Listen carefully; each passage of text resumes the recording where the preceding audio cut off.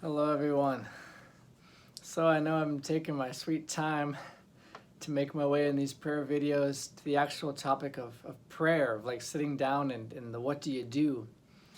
But it's because like any deep or rich thing, you can't just go straight at it. You know, with music, you can't just go, pick up a guitar or go to a piano and just start playing music. You gotta start learning notes and chords and all of that. If you want to go, get shredded in the gym, it's like you start with, learning form and learning the exercises and dieting and nutrition. And like, you don't just go and, grab 100 pounds and just start throwing the thing over your head and like, I'm going to get holy. That's kind of what we do often in the spiritual life, is just go try to force holiness out. And it doesn't work. The spiritual life is the deepest of the deep, right? So it only makes sense that there's just so much to learn, the basics and the form. And so we're taking the scenic route here, but we're just about there. I just want to give the last few little words on the context of prayer and then move into talking a bit about ways of praying, which I think I'll do with Lectio Divina and the Examen Prayer and a couple others I think that are good concrete ways of moving into maybe deeper forms of prayer other than just simply reciting prayers. So I think a key word, which I've touched on before in these videos, but a key word to take us into what prayer I think is really all about, to the essence of prayer, is the word sharing.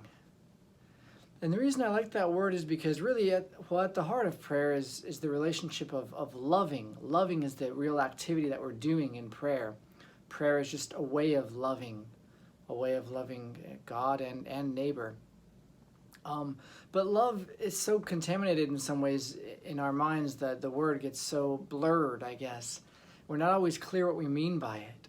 So sometimes you have to shift the words around to give you a new insight into it, to kind of dust off the dust from the word, so to speak. I've noticed that in the scripture, some translations, instead of love, they'll put like, have a heart, which is interesting. If you think of, it's easy to say, oh, well, I love my enemies. But to say, I have a heart for my enemies, or I have a heart for the cares and the hurts and the needs of my enemies. That's very different than just saying, generically, I love my enemies. So our vocabulary helps us dig into the meaning of the thing, I think. So in prayer, sharing. So yes, it's loving, but sharing is just great because it opens up the idea of, how do I love? I just go before God and I present myself and I just am myself. I bring myself to Him and I receive His self. And it's just kind of amazing that as you go and you open up your mind and you blurt out the words and you kind of express your feelings and you sort of excavate yourself in front of God, it's amazing to think that He's like nodding His head and listening and responding, and He's feeling along with you. It's really an incredible thing. St. Augustine has that whole line of, God is closer to me than I am to myself. Just the great mystery that God is on the inside of our experience. And to go and to really focus on that in prayer, that's what's happening, is you're not alone in your experience. In prayer is where you most awaken and participate or live out that reality. It's an act of striving to not be alone. And it's an act of allowing love to penetrate all the areas of your life, your mind, your heart. So sharing is a great way to, if you think of, I'm going to pray, I'm going to share with the Lord, which is mutual sharing, giving and receiving. That helps just break us away from the other ideas of, oh, I'm going to get grace.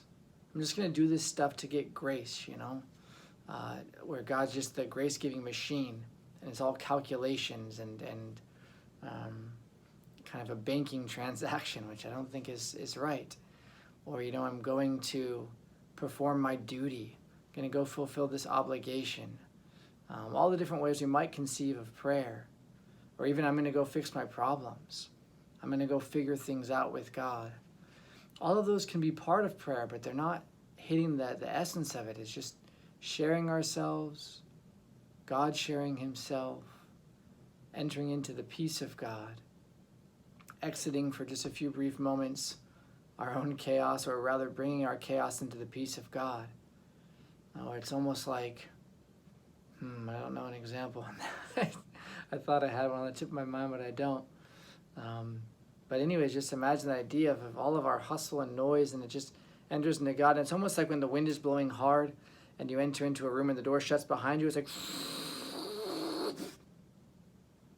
and there's just a silence. It's like we kind of bring our chaos into God and shut the door, and it's still there, but he's with us in it. And so it's changed. So sharing. So an image I like for this, and I kind of think of really one of the best models of prayer, I've mentioned this before, you think of the models of your best friends and your best conversations that you've ever had, or where you're kind of most comfortable and most free. And I think of just times when I've gone to visit my brother, a couple of our priest friends, and we just get together in his backyard, and it's just great. You just hang out, and it's kind of fenced off, so we get a little bit of privacy, and sometimes, you take a drink out there, or sometimes they'll puff a little bit on a cigar or something like cool people do, and I'm there, eating candy or whatever. But just, we're enjoying ourselves, and it's just the freedom of being there. You hardly even think as you think. The words they're just coming out, not in a dumb way where you're just saying a bunch of ridiculous stuff. It's the deepest stuff, but it comes out so freely. You don't have to screen it. You don't have to kind of edit it. You can just be there and be totally at peace being yourself, because these are people who know you and accept you totally. And that freedom of conversation is healing. It's such a tremendous release and such a tremendous blessing.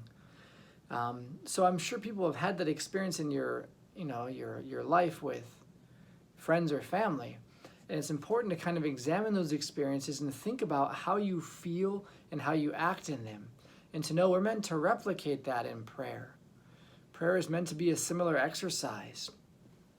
And actually, that brings me back to that line that I've mentioned before of St. Francis de Sales, where it says, you're truly praying when you don't even know you're praying. Like when you're not even thinking about praying, you're just thinking about the God you're with, the God you're sharing with. You're just caught up in the activity so much that you're almost not even thinking. Well, so when prayer becomes this free flow, free interchange of the heart with the Lord, this is when prayer becomes true prayer. And so one last little thing in all of this, and again, this is just setting up the context, and I'll start talking about particular kind of ways of praying here in the next video soon, hopefully. But this is one great insight it's worth taking away. This really, I remember, changed my whole take on prayer, and it really was a relief. This is one of those moments when Jesus, come to me, all you who are heavy burdened, I'll give you relief. This is one of those. Sister Ruth Burroughs, she really emphasizes, God's the one who's at work in prayer. Again, we're at work in terms of we're there, we're making an effort, we're bringing ourselves to God. But God is prayer. Prayer is God's work. And when you just get that, when it really clicks in, it's such a game changer and it's such a relief. Because one of the reasons we don't always want to pray is because it does just feel like all this effort. And it feels like just, a mental marathon that we have to kind of undertake. And when you're already worn out or you're frustrated or whatever, if prayer just seems like this burden again that you have to kind of undertake, where I'm going to go figure everything out myself, or I'm going to have to go dig into all these awful parts of my life that I don't want to face. If it's kind of us, again, getting out the pickaxe and going to work, that is tiresome. But if it could be as simplified and as simple as just placing myself before God and allowing him to go to work on me. So I'm thinking of this great St. Theophane quote. See if I can remember it now. He says, the principal thing in prayer is just to stand before God with your mind in your heart and to continue standing before him till the end of your life. That's the context of prayer. It's just standing before him knowing that if I just open up, if I just bring my awareness onto him, if I just allow my consciousness to calm down and to focus in, gathering all the energies of mind, of thought, of worry, centering these energies on him, so to speak, giving him full reign over us. And again, the mind, off it goes, and we gently draw it back. But in doing that, it's saying to the mind, yes, here's what we're focusing on right now, and here's where life is right now. And just keep looking towards him. Knowing that, again, part of that idea of you don't have to babble like the pagans do is that it's okay to speak it so that you can understand it. It's okay to speak it because we're expressing it, sharing it, but we don't have to speak it so that God knows it. He sees and he knows. So to know I can kind of just stand there and just exercise sheer faith and surrender. And in that you're praying. There doesn't have to be any mental activity at all. It's just like, okay, I make one act of, Lord, my mind is here. I'm on you. I need you. I want you. Here's all my stuff. And I stand and I wait. So the principal thing is placing the mind in the heart and standing before God and continuing standing before him until the end of our life. The mind in the heart. What our thoughts are about is what we're feeling and about what God is doing, where we need him and what we're requesting of him, and where he moves us to.